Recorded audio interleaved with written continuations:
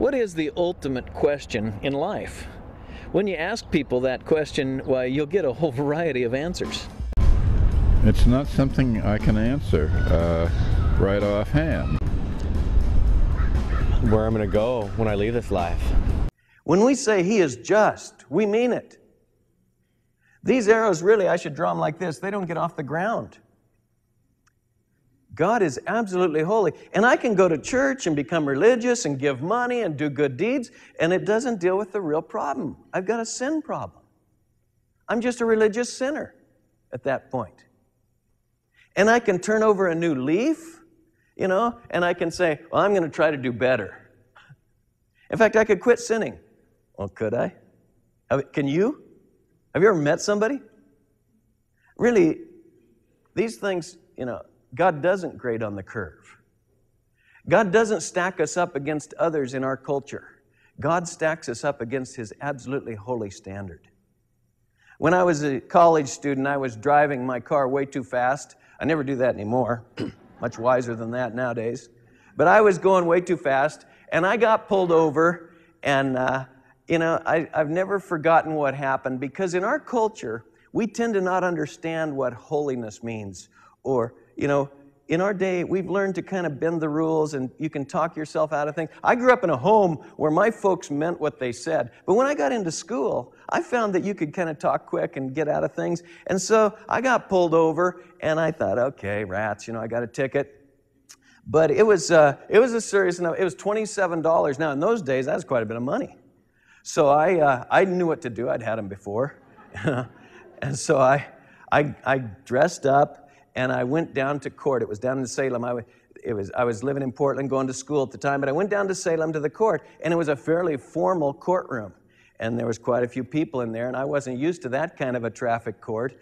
But just the same, I thought, well, I dressed up, and I've come down here like everybody else to plead guilty with an excuse, and they'd reduce your fine. And I thought it was worth the drive. So I'm sitting back in that back corner, and the first guy comes up, and the judge says, it says here you were speeding. Yeah, how do you plead? Guilty? Guilty with an excuse, or not guilty? And the guy said, oh, guilty with an excuse, Your Honor. He says, well, what's your excuse? And he says, well, I was probably speeding, but everybody else was moving along about the same pace. I was just moving with everybody else. He came down, just cut him off with the gavel, just like that. And he said, everybody else isn't in court. And I went, whoa. New kind of traffic judge, I didn't like it. But I'm still sitting in the corner. The next guy comes up, how do you plead? And he says, oh, guilty with an excuse. What's your excuse? And he says, well, it was a clear day, and visibility was good, and that guy was going down that excuse line, And so far, my two excuses were being used, And he's using that one, and the judge cuts him off again. And he's talking about how safe the conditions were, and the judge says, you ask that dead construction worker how safe it was. They'd had a fatality on I-5.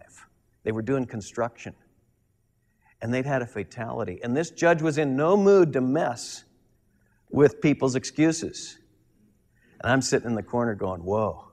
But then I think, these guys were on I-5. I wasn't on I-5. I was on that straight stretch of road, the straightest stretch in Oregon. They were sinners. I was just driving, And so finally it gets to be my turn, and I come up. He says, how do you plead? Guilty with an excuse, Your Honor, Majesty. And I'm standing there dressed nice, And he says, well, what's your excuse? And I said, well, conditions were good. There was a lot of visibility, and I felt like it was... You asked that dead construction worker how safe it was. $30.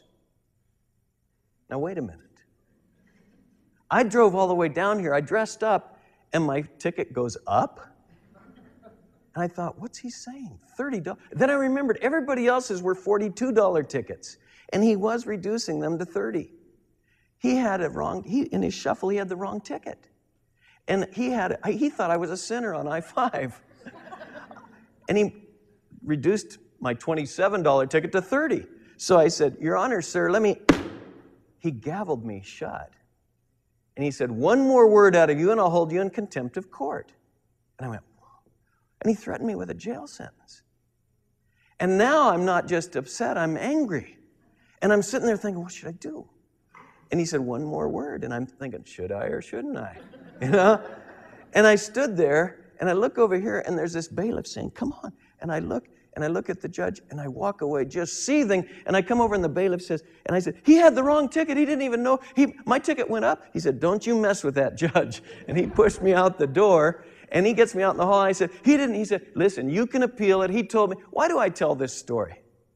I paid my fine. It was good for me. I tell this story because very few times in life do we find out what it's like to have our mouth shut, to find out that there's a standard higher than ourselves.